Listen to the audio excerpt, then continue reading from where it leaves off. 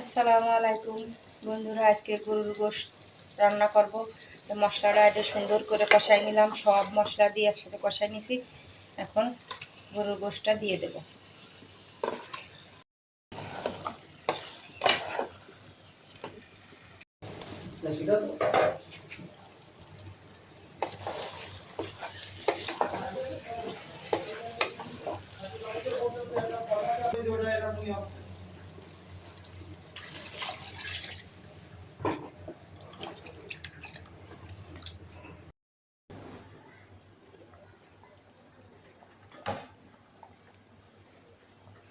এই যে আমার গরুর গোশতটা রান্না হয়ে গেছে।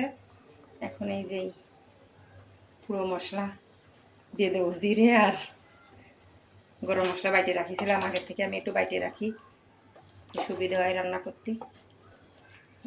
একটু জল জলই রাখবো, জাল দিতে হবে না তো।